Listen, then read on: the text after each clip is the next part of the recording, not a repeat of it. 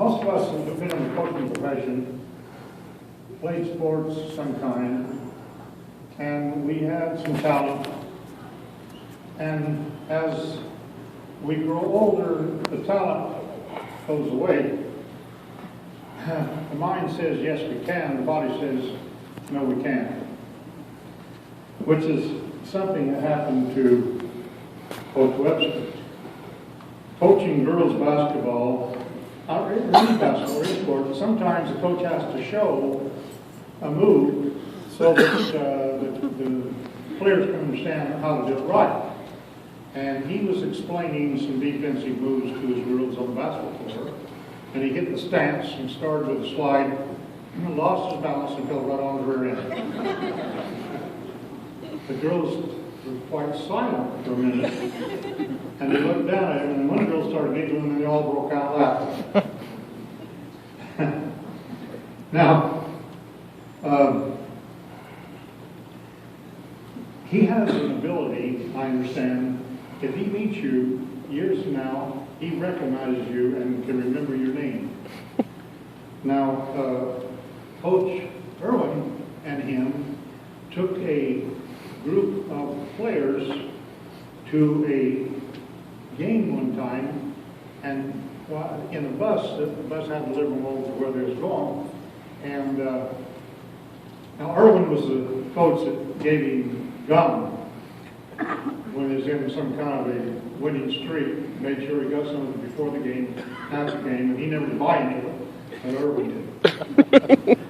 But anyway, they got set down there, and Coach Irwin said, "Coach Webster, who's that fellow sitting across the way over there? Looks like I recognize that guy."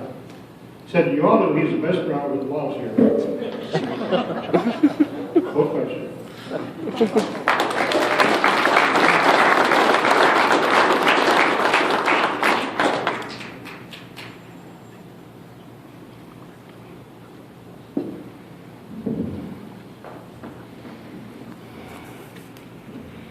Yeah, I don't demonstrate as much as I used to.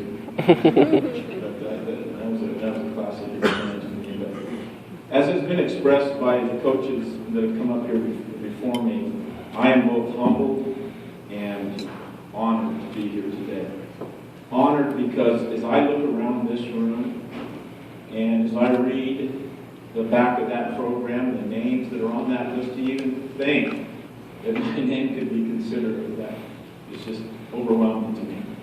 I'm just, I'm really humbled by that. So many coaches over the years that I've looked up to and respected, even if I didn't know you, I've followed your career and I've seen the things that you've done. There's just so many of you in here and others. Especially I'd like to just make a mention to Frank Castro and Bo. Bo and I go way back, coached against each other for a long time, and we've been friends for a long time. And Frank was one of my high school coaches over in Parker, Arizona.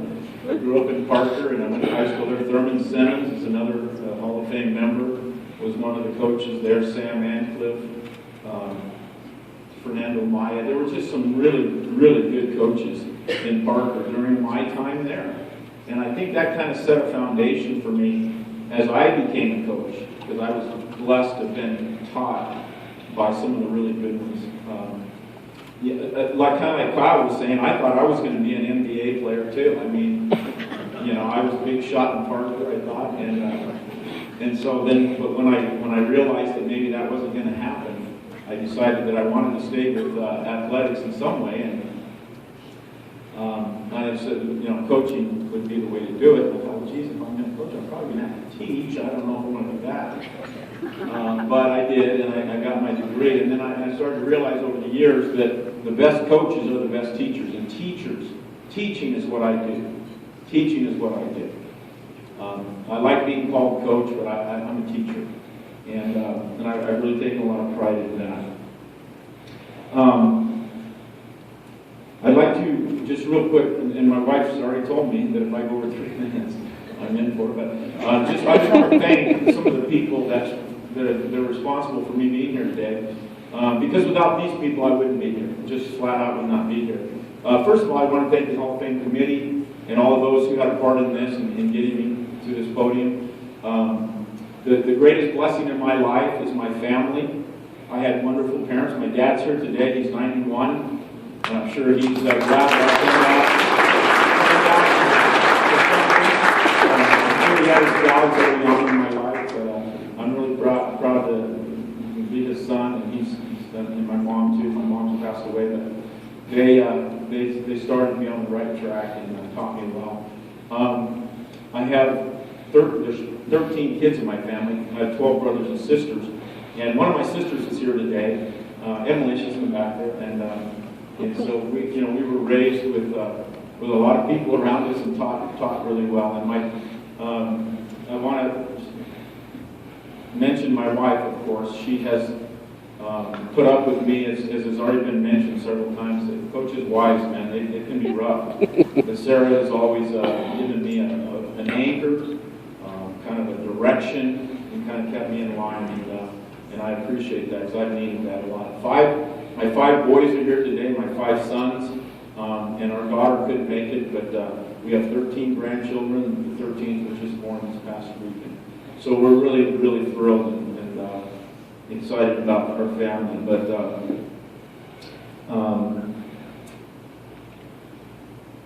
I was told a long time ago, that if you want to be successful, surround yourself with successful people. And I really tried to follow that counsel to the best of my ability. I've never been intimidated by getting somebody that knew more than me, because that didn't take much. And I wanted to put people around me that could help me to be successful. And I've been able to do that. And 2 of my coaches are here today. Steve Irwin, who was mentioned just a minute ago with the bus driver thing.